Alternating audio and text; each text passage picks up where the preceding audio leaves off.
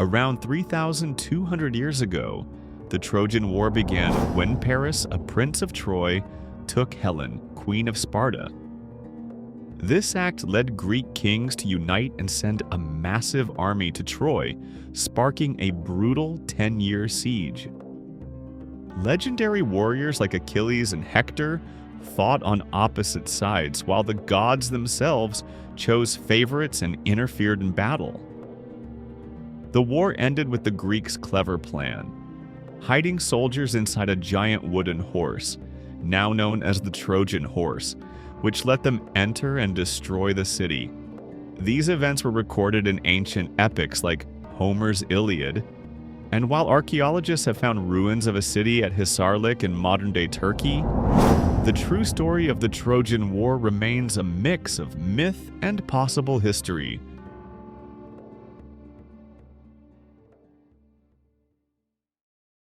It all begins, not with mortals, but with the gods, and a prophecy that terrified even Zeus, king of Olympus. It was foretold that the sea nymph Thetis would have a son who was destined to become greater than his father. To get rid of this threat, Zeus married her off to a mortal, King Peleus. Every god was invited to the wedding. Well, almost every god. Eris, the goddess of discord, was left off the guest list. Furious at the snub, she cooked up the perfect, chaotic revenge. She crashed the party and tossed a golden apple onto the main table. On it was a simple inscription, "For the fairest." Instantly, 3 of the most powerful goddesses laid claim to it. Hera, the queen of the gods, Athena, the goddess of wisdom and war, and Aphrodite, the goddess of love. To settle things, Zeus picked a mortal judge, Paris, a prince of Troy who was living as a shepherd, completely unaware of his royal blood. The goddesses appeared before him, each offering a massive bribe. Hera promised him power, rule over all of Europe and Asia. Athena promised him wisdom and glory in every battle. But Aphrodite's offer was different. She didn't promise power or fame. She promised him the most beautiful mortal woman in the world for his wife. Her name was Helen. Paris, a young man ruled by his heart, gave the golden apple to Aphrodite. In that one moment, he earned the love of one goddess and the undying hatred of 2 others. He had sealed the fate of his city and his own. The woman Aphrodite promised him wasn't just any mortal. Helen of Sparta, a daughter of Zeus himself, was famous across the world for her beauty. So famous, in fact, that nearly every king and prince in Greece had wanted to marry her. This created a political nightmare for her earthly father, King Tyndareus. If he chose one suitor, he'd make an enemy of every other man in the room. It was the clever hero Odysseus who came up with a solution. Before a husband was chosen, every suitor had to swear an oath to defend Helen's marriage against anyone who might try to challenge it or steal her away. Desperate to win her, they all agreed. Helen was married to Menelaus, the king of Sparta. Years passed. Prince Paris of Troy arrived in Sparta, supposedly on a diplomatic visit. He was welcomed as an honored guest in Menelaus's court. But with Aphrodite on his side, Paris did the unthinkable.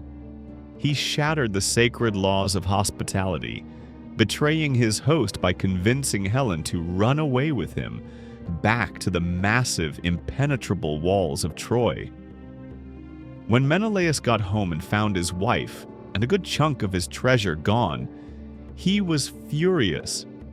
He went straight to his brother Agamemnon, the powerful king of Mycenae. Agamemnon, spotting a huge opportunity for power, glory, and plunder, agreed to help. He invoked the oath, calling on all of Helen's old suitors to make good on their promise. One by one, the kings of Greece answered the call, gathering the largest army the world had ever seen. 1,000 ships set sail to bring back Helen and burn Troy to the ground. The call to war echoed across the sea. Kings and heroes were forced to honor their word. but some of them weren't exactly enthusiastic. Odysseus, now a king and a happy father in Ithaca, tried to get out of it by pretending he was insane, plowing his fields and sowing them with salt. But Agamemnon's messenger Palamedes wasn't buying it. He cleverly placed Odysseus's infant son right in the path of the plow. When Odysseus immediately swerved to save his child, the act was up. He had to go to war. The greatest warrior of the age, the swift-footed Achilles, was also missing. His mother Thetis knew of a prophecy. Her son would either live a long, boring life at home or die a glorious death at Troy. To save him, she disguised him as a woman and hid him. But the cunning Odysseus found him.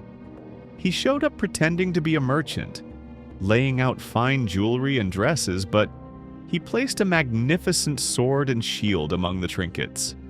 While the women looked at the jewelry, Achilles instantly grabbed the weapons. His cover was blown. His thirst for glory was just too strong to deny. With the heroes assembled, the Greek fleet gathered at the port of Aulis, but the winds wouldn't blow. The ships were stuck. The goddess Artemis, furious at Agamemnon for killing one of her sacred deer, was holding them back.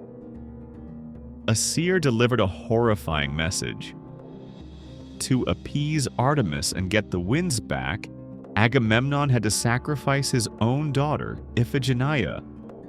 In a moment of brutal ambition, Agamemnon chose war over his own family.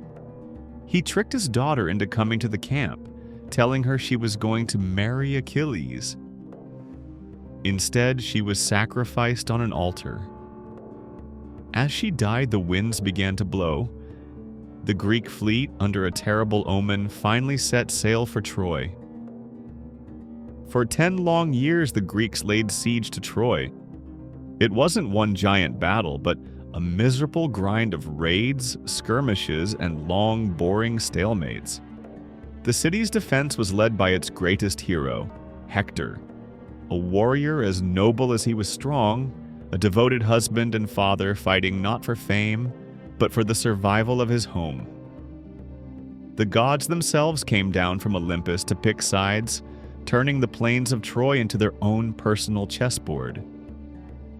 Hera and Athena, still mad about the golden apple, helped the Greeks, while Aphrodite and Apollo fought for the Trojans. The war became a proxy battle for their own rivalries.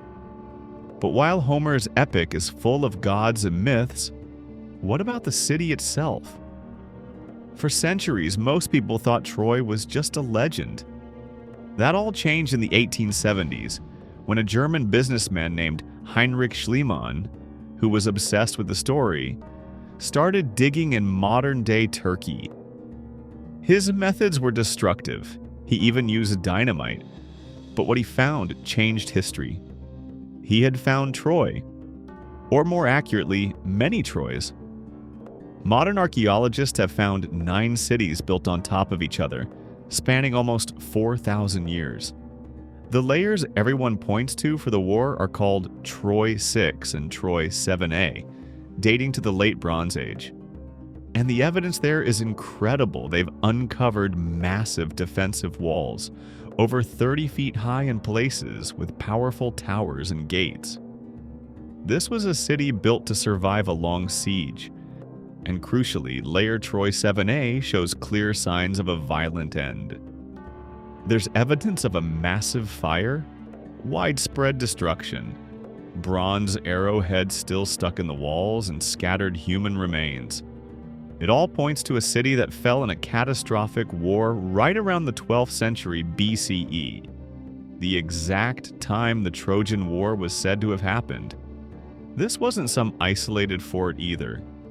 Research now suggests Troy was a major city, possibly a key player in a larger Anatolian civilization known as the Luwians. Incredibly, records from the rival Hittite Empire speak of a powerful city called Wilusa, which scholars overwhelmingly believe is Troy, and mention diplomatic tensions and conflicts in the area. The names, the places, the conflicts, the echoes in the historical record are too loud to ignore. The war crawled into its 10th and final year, which is right where Homer's Iliad begins. The epic isn't really about the war itself, but about the rage of one man, Achilles. It all kicks off when the Greek commander, Agamemnon, is forced to give up his war prize, a captured woman. So he just arrogantly takes Achilles' prize, a woman named Briseis, for himself. Humiliated and dishonored, Achilles explodes. He announces he's done fighting. He pulls his elite soldiers, the Myrmidons, from the battle and sits by his ships, praying to his mother that the Greeks will start to lose, and lose badly. And his prayer is answered. Without their best warrior, the Greek army gets torn apart. The Trojans, led by Hector, smash through the Greek defenses and set their ships on fire. The Greeks are on the verge of total defeat. In desperation, Agamemnon offers Achilles a mountain of treasure and the return of Briseis if he'll just come back and fight. But Achilles' pride is too wounded, he refuses. As the Trojans push the Greeks back toward the sea, Achilles' best friend Patroclus couldn't just stand by and watch their comrades get slaughtered. He begged Achilles to let him wear his famous armor and lead the Myrmidons into battle.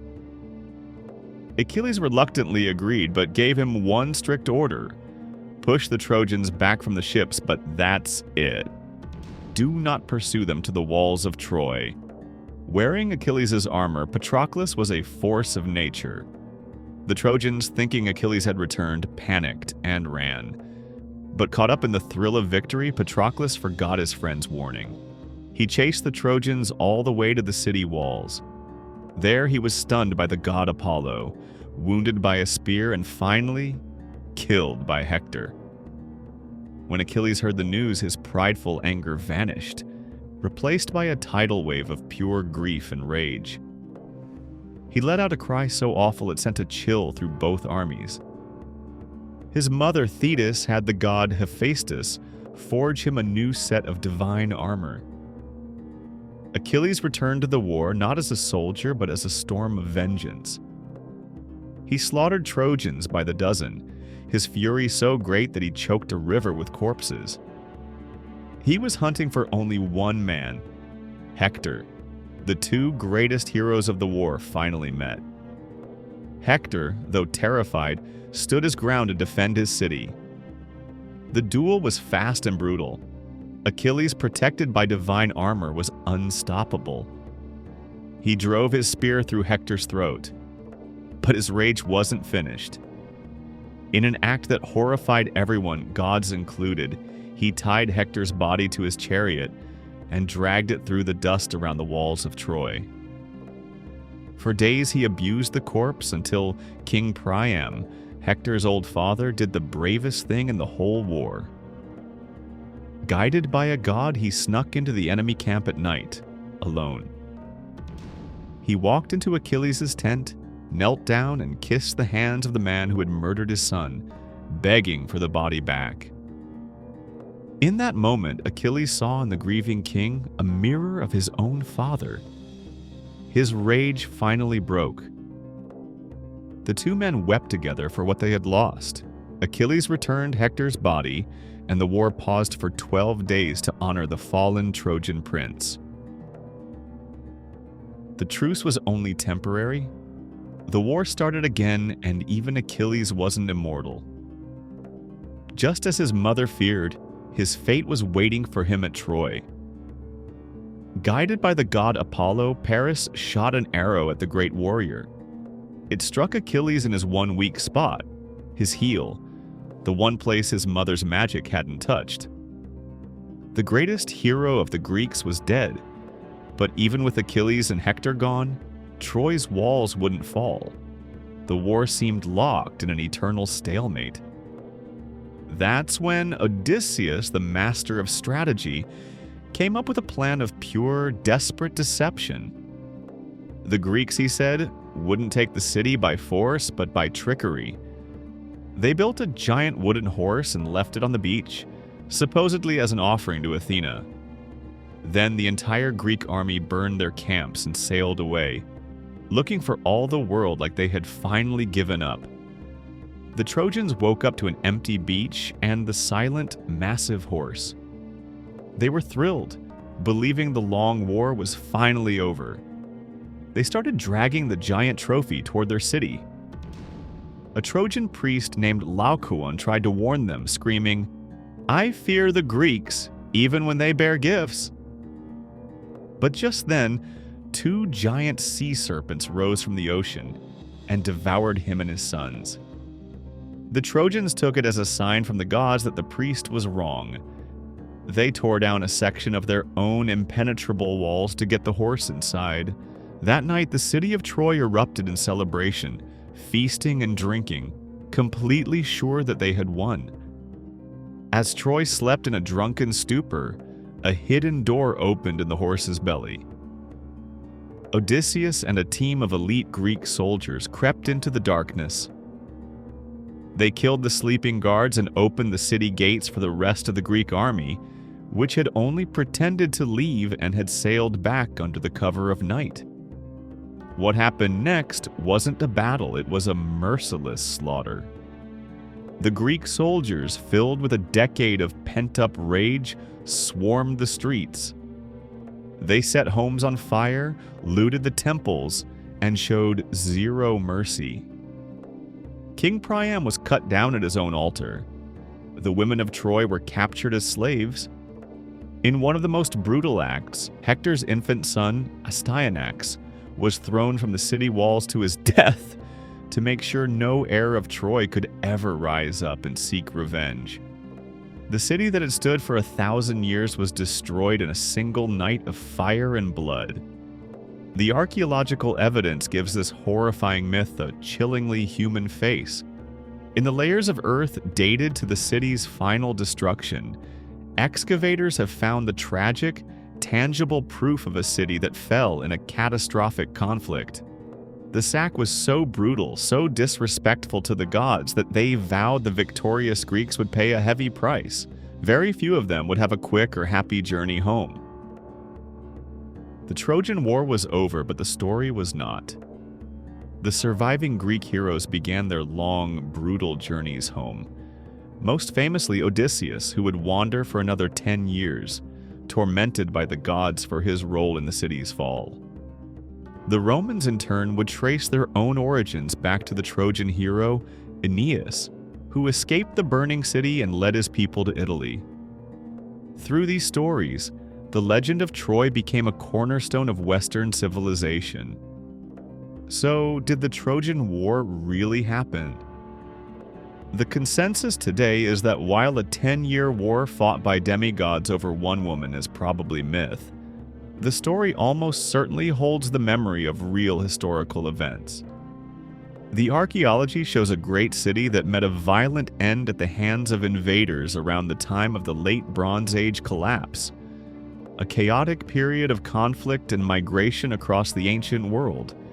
The epic story we know is likely a grand mashup of many such raids and wars, all woven together over centuries of storytelling into one unforgettable narrative. The Trojan War stands at the crossroads of myth and history. It's a story that explores the things that still define us: the glory and horror of war, the fight between fate and free will, the destructive power of pride, and the tragic price of love and honor. It's a story that has been told and retold for 3,000 years, and its power to fascinate, to horrify, and to move us has never faded. It is and always will be the greatest war story ever told.